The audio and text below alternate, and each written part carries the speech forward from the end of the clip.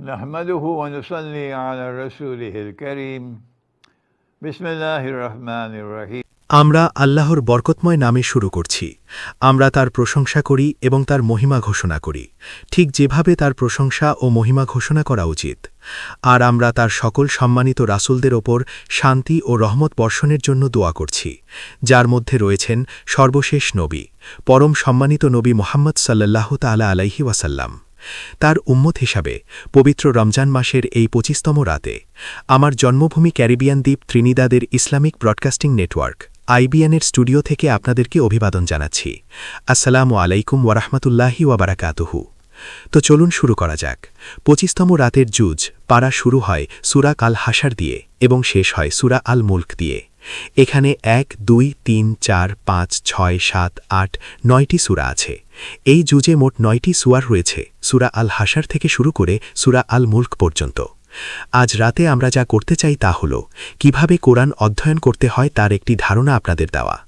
আর এই জন্য আমি সূরা আল বাকারার সেই আয়াতগুলোর দিকে যেতে চাই যেখানে আল্লাহ সুবহানাহু ওয়া তাআলা রমজানের রোজার ঘোষণা দিয়েছেন। তো চলুন আমরা এখন সূরা আল বাকারার দিকে যাই। আর আমার নিয়ম হল কোরআনের কোনো অংশ বা জুজ তিলাওয়াত করার আগে আমি সবসময় সূরা আল ফাতিহা তিলাওয়াত করে নিই। أعوذ بالله من الشيطان الرجيم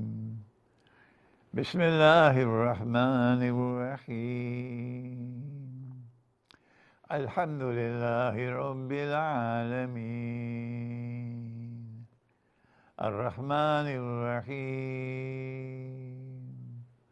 مالك يوم الدين إياك نعبد وإياك نستعين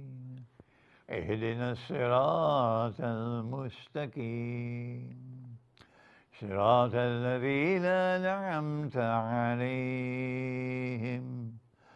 غير المغضوب عليهم ولا الضالين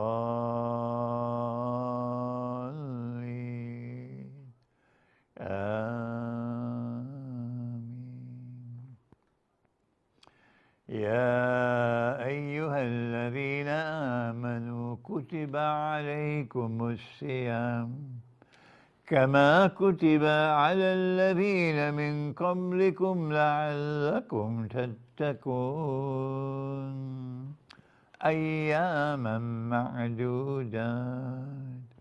فمن كان منكم مريضا أو على سفر فعدة من أيام أخر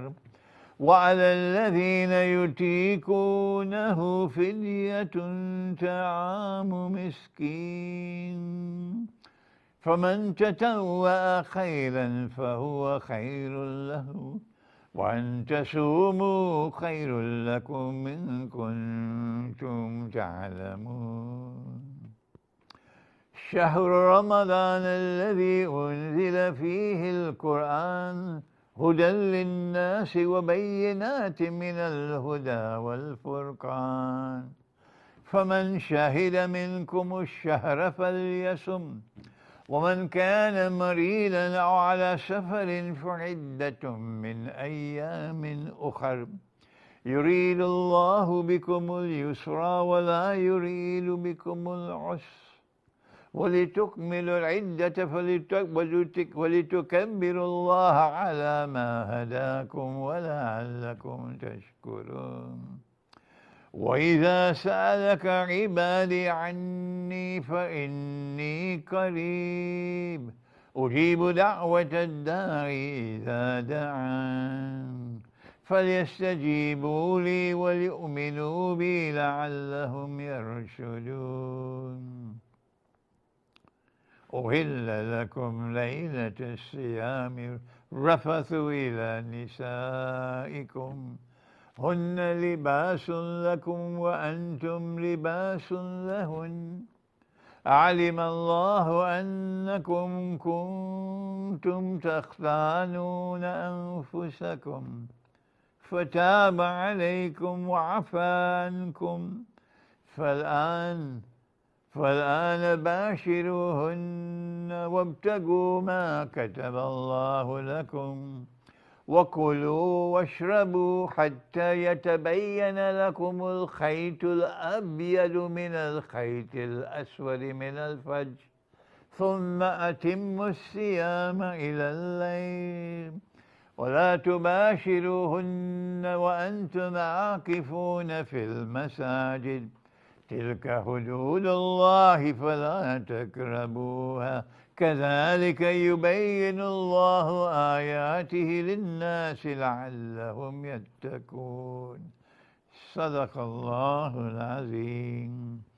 আমরা আপনাদের সামনে পবিত্র কুরআন থেকে তিলাওয়াত করেছি আর যখন কুরআনের আয়াতগুলো তিলাওয়াত করা হয় এবং আপনি আপনার হৃদয়ে গভীরভাবে উপলব্ধি করেন যে এগুলো স্বয়ং আল্লাহর বাণী এবং এগুলো সেই বাণী যা তিনি রমজানের প্রতি রাতে নবী মুহাম্মদ আলাইহিসসালাতু ওয়াসসালামের কাছে তিলাওয়াত করতেন তখন আপনার চোখ দিয়ে আপনা আপনি অশ্রু ঝরে পড়বে যখন আপনার সামনে কুরআন তিলাওয়াত করা হয় আপনার অন্তরে যদি ঈমান থাকে তবে যতবারই কুরআন তিলাওয়াত করা হবে আল্লাহর প্রতি আপনার ঈমান কেবল বাড়তেই থাকবে আমরা মাত্র যে আয়াতগুলো তিলাওয়াত করলাম তার সবগুলোর ব্যাখ্যা করার মতো সময় আজ রাতে আমাদের হাতে নেই তবে চলুন আমরা শুরুর অংশটুকু নিয়ে আলোচনা করি হে মুমিনগণ তোমাদের ওপর রোজা ফরজ করা হয়েছে যেমন ফরজ করা হয়েছিল তোমাদের পূর্ববর্তীদের ওপর তার মানে এটি কোনো নতুন ধর্ম নয় এটি এমন কোনো নতুন ধর্ম নয় যা কেবল নবী মুহাম্মদ আলাইহিসসালাতু ওয়াসসালামের মাধ্যমে পৃথিবীতে এসেছে এই মিথ্যা কথাটি কোন আস্তাকুর থেকে এলো না এটি ঠিক সেই একই ধর্ম যা নবী মুসা আলাইহিসসালামের কাছে এসেছিল একই ধর্ম যা নবী ঈসা আলাইহিসসালামের কাছে এসেছিল আর ঠিক একই ধর্ম মুহাম্মদ সাল্লাল্লাহু আলাইহি ওয়াসাল্লামের কাছেও এসেছে আল্লাহর শান্তি ও রহমত তার উপর বর্ষিত হোক আর এই সবগুলোরই মূল উৎস এক এই ধর্ম এসেছে নবী ইব্রাহিম আলাইহিসসালামের কাছ থেকে সুতরাং একজন খ্রিস্টান ইব্রাহিম আলাইহিসসালামের ধর্ম অনুসরণ করে একজন ইহুদি ইব্রাহিম আলাইহিসসালামের ধর্ম অনুসরণ করে আর একজন মুসলিমও সেই একই ইব্রাহিম আলাইহিসসালামের ধর্মই অনুসরণ করে তাহলে এই আজেবাজে কথা কোথা থেকে এলো যে এটি একটি নতুন ধর্ম কারা এই বোকা মানুষগুলো যারা বলে যে এটি একটি নতুন ধর্ম এই ধরনের ফালতু কথাবার্তা সহ তাদেরকে ডাস্টবিনে ছুঁড়ে ফেলা উচিত এটি সম্পূর্ণ একই ধর্ম আর আল্লাহ নবী মুহাম্মদ আলাইহিসসালাতু ওয়াসসালামকে বলেছেন যে আপনাকে অবশ্যই ইব্রাহিম আলাইহিসসালামের ধর্ম অনুসরণ করতে হবে ফাত্তাবিউ মিল্লাতা আবিকুম ইব্রাহিম আপনাকে অবশ্যই ইব্রাহিম আলাইহিসসালামের ধর্ম অনুসরণ করতে হবে সুতরাং নবী মুহাম্মদ আলাইহিসসালাতু ওয়াসসালাম কোনো নতুন ধর্ম নিয়ে আসেননি আর এই যে রোজা আমাদের জন্য কোনো নতুন বিষয় হিসেবে আসেনি বরং আমাদের আগে যারা ছিল তাদের জন্যেও এটি এসেছিল এবং আমাদের জন্যেও এসেছে তবে এখন তাকওয়া বা পরহেজকারীর উদ্দেশ্যে আমাদের উপর রোজা ফরজ করা হলেও এর মধ্যে আরও একটি বিষয় রয়েছে তাদেরকে যে রোজা দেয়া হয়েছিল তা আমাদের রোজার চেয়ে আলাদা ছিল তাদের রোজা ছিল সূর্যাস্ত থেকে সূর্যাস্ত পর্যন্ত এবং বছরের বিক্ষিপ্ত কিছু দিনে কিন্তু আমাদের রোজা তাদের চেয়ে আলাদা কাজেই ধর্ম একটাই হওয়া সত্ত্বেও আল্লাহ ভিন্ন ভিন্ন ধর্মীয় সম্প্রদায় তৈরি করছেন একটি ধর্মীয় সম্প্রদায়কে বলা হয় উম্মা গভীরভাবে বোঝার জন্য আপনাদের এই আরবি পরিভাষা ও আরবি শব্দগুলো শিখতে হবে সুতরাং এমন একটি ধর্মীয় সম্প্রদায় আছে যারা মুসা বা নবী মুসা আলাইহিসসালামকে অনুসরণ করে আরেকটি ধর্মীয় সম্প্রদায় যারা যিশু বা নবী ঈসা আলাইহিসসালামকে অনুসরণ করে এবং আরেকটি ধর্মীয় সম্প্রদায় যারা মুহাম্মদ সাল্লাল্লাহু আলাইহি ওয়াসাল্লামকে অনুসরণ করে আল্লাহর রহমত তাদের সবার উপর বর্ষিত হোক এরা সবাই একটিমাত্র ধর্মের অধীনে ভিন্ন ভিন্ন ধর্মীয় সম্প্রদায় আর কুরআনে সেই একটিমাত্র ধর্মের একটি নাম দেয়া হয়েছে এটি হল প্রভু আল্লাহর কাছে আত্মসমর্পণের ধর্ম এর আরবি শব্দটি হল ইসলাম তবে এর মূল অর্থ হল এক আল্লাহর কাছে নিজেকে সমর্পণ করার ধর্ম তাই আগামীকাল রাতে আমরা ধর্মীয় আইনের এই পরিবর্তন নিয়ে আলোচনা করব যার মাধ্যমে আল্লাহ বিভিন্ন ধর্মীয় সম্প্রদায় সৃষ্টি করেন আমি কথাটি পুনরায় বলছি আল্লাহ আইন পরিবর্তন করেন তিনি একদল মানুষের জন্য কোনো একটি আইন রহিত করেন কিন্তু সেটি অন্য দলের জন্য বহাল থাকে আর কোনো আইন রহিত বাতিল বা পরিবর্তন করার মাধ্যমে তিনি মূলত এই পদ্ধতিটি ব্যবহার করছেন ভিন্ন ভিন্ন পবিত্র আইনের অধীনে ভিন্ন ভিন্ন ধর্মীয় সম্প্রদায় গড়ে তোলার জন্য আর এই বৈচিত্র্যের উদ্দেশ্য এই বহুমাত্রিকতার উদ্দেশ্য হল যাতে আমরা সব ধরনের ভালো নেক ও পুণ্যময় কাজে একে অপরের সাথে প্রতিযোগিতা করতে পারি আল্লাহ আমাদের কুরআনের আরও বেশি বেশি জ্ঞান দান করে ধন্য করুন আপনাদের ধন্যবাদ আসসালামু আলাইকুম ওয়া রাহমাতুল্লাহি ওয়া বারাকাতুহু।